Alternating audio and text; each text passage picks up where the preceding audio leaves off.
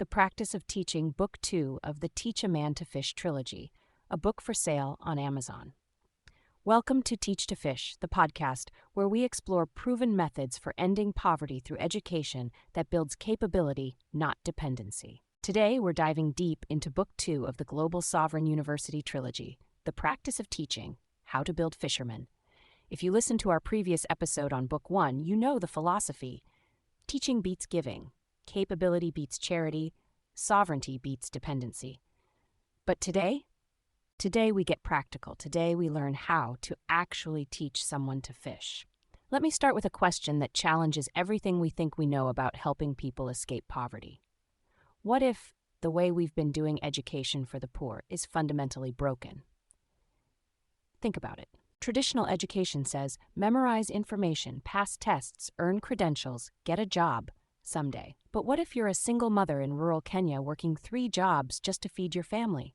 You don't have years to wait for someday. You need income now. This is where the Global Sovereign University model revolutionizes everything. Their students don't just learn, they earn while learning.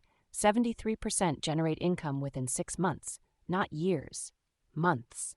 How? That's what we're unpacking today. The first breakthrough insight from the practice of teaching is understanding what the book calls the learner's journey, the 7 psychological stages someone moves through when escaping poverty through education. Stage 1 is skepticism. Your student arrives thinking, this probably won't work for me.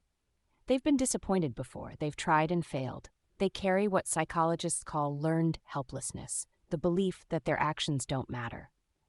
So what do? You give them quick wins. Small, achievable successes that prove, hey, maybe I can do this.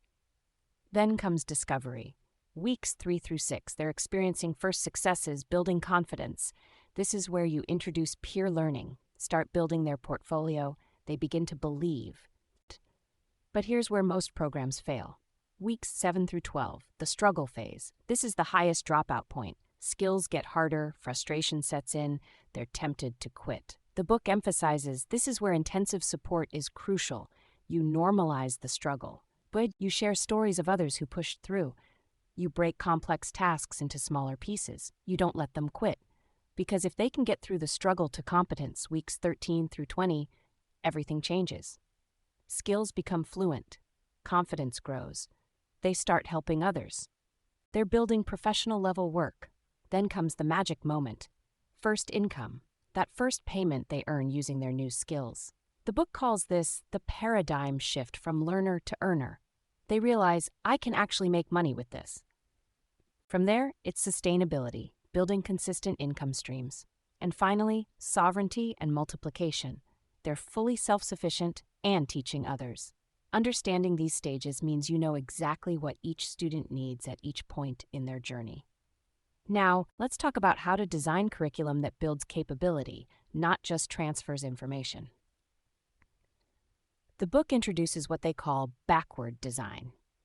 Instead of starting with what should we teach about coding, you start with what will learners be able to earn money doing after this course. Let me give you their example for virtual assistant training. Step 1. Define the economic outcome. Students will earn money providing virtual assistants, email management, scheduling, customer service to remote clients. Step 2. Identify required competencies.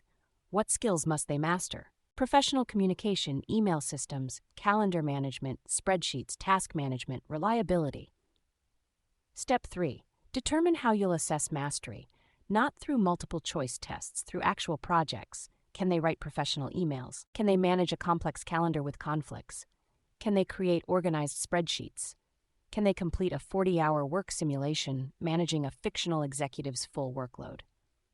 Step 4. Design learning experiences. How will they build those competencies? Through progressively complex real-world scenarios. Week 1, foundation skills. Week 4, handling multiple responsibilities. Week 8, full simulation. Only then, Step 5, do you organize content? Video tutorials, written guides, examples, templates. Content supports skill building. Skill building supports competency. Competency supports income.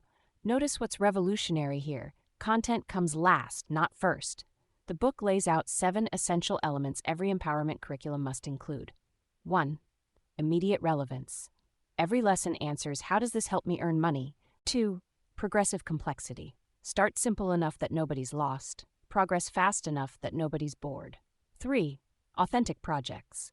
Build real things, not just complete exercises. By graduation, students have 5 to 10 portfolio pieces demonstrating professional competency. 4. Built-in feedback from peers, instructors, self-assessment, and eventually clients. Frequent, specific, actionable. 5. Skill laddering. Each skill builds on previous skills. HTML provides foundation for CSS, which combines with HTML for responsive design, which requires JavaScript for interaction. You're climbing stairs, not scaling cliffs. 6. Embedded professionalism. Don't teach professionalism as a separate unit. Embed it in everything. Every assignment requires meeting deadlines, following instructions, communicating proactively, delivering quality work. By graduation, professionalism is automatic. 7. Income integration. Don't wait until after graduation to start earning. By weeks 9 through 12, students are learning while earning, doing monitored first projects. By graduation, research shows community learning produces higher completion rates, faster skill mastery, better outcomes, and longer-term persistence than solo learning. Why? The book identifies 5 reasons peers teach each other so effectively. First, shared experience. A peer who struggled with something last week can explain it better than an expert who forgot what it's like to be confused. Second, approachable help. Asking a peer feels less intimidating than asking a teacher. Lower barriers mean more questions get answered. Third, teaching deepens learning. When you teach something, you learn it most deeply. Peer teaching creates more teachers and deeper mastery. Fourth, network building. These peer relationships become professional networks that last beyond the course. Future collaboration, referrals, problem-solving resources. Fifth, pair programming for technical skills. 2 learners, 1 computer, driver, and navigator switching roles. Peer review for creative work.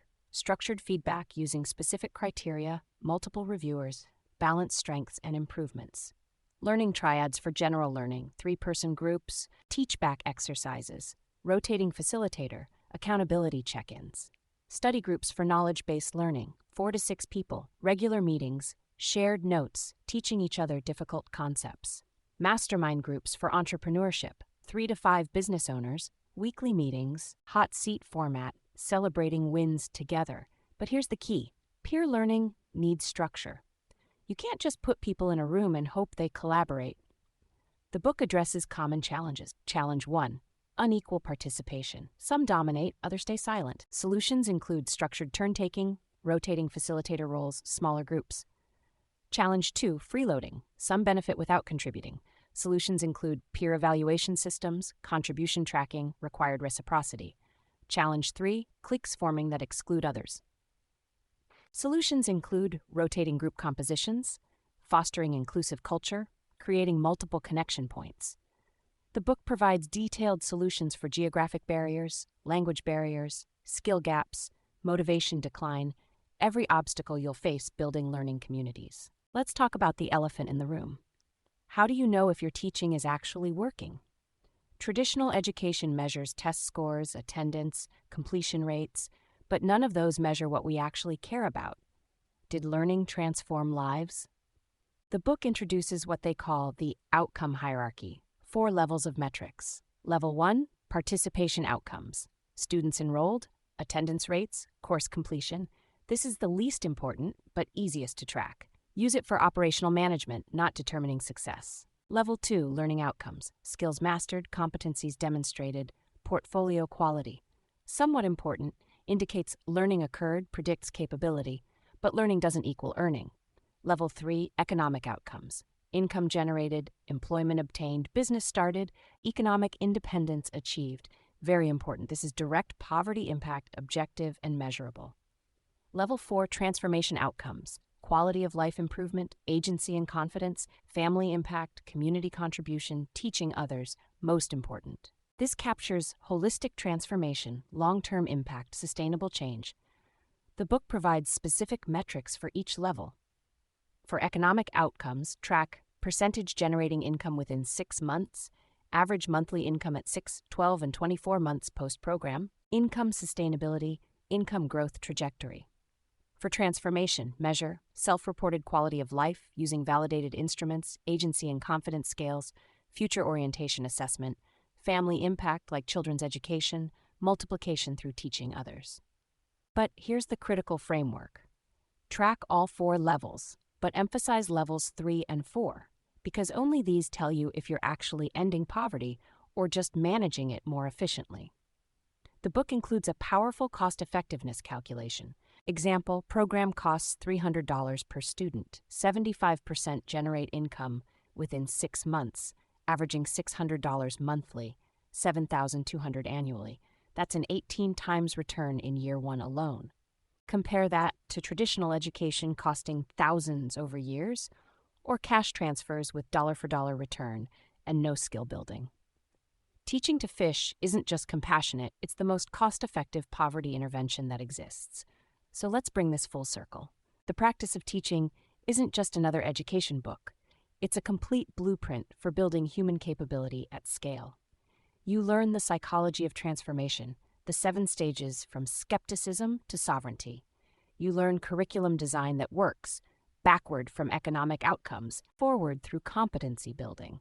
You learn to teach the skills that matter: financial literacy, digital capabilities, entrepreneurship mindset. You learn to leverage community, peer teaching that multiplies impact exponentially. You learn to measure what matters: economic outcomes and life transformation, not just educational activities. And critically, you learn to address the real barriers: practical obstacles like lack of internet access, psychological wounds like learned helplessness, social challenges like family discouragement, systemic issues like discrimination. The book doesn't pretend teaching people to fish is easy. It's harder than giving fish, takes longer, more patience, more skill, more commitment. But here's what it delivers: permanent transformation instead of temporary relief, capability instead of dependency, dignity instead of charity, multiplication instead of addition. Global Sovereign University has proven this works with over 10,000 students across 15 countries. These methods are available to anyone committed to building fishermen instead of distributing fish. Because the world doesn't need more charity programs that feel good but change nothing. The world needs more educators who know how to build genuine capability. The world needs more fishing teachers. Could that be you? The practice of teaching shows you exactly how. Get your copy today, start building fishermen tomorrow, and watch as those fishermen teach others, who teach others, who teach others, until everyone knows how to fish. Thanks for listening to Teach to Fish. If this episode resonated with you, subscribe, leave a review, and share it with someone doing education or poverty alleviation work.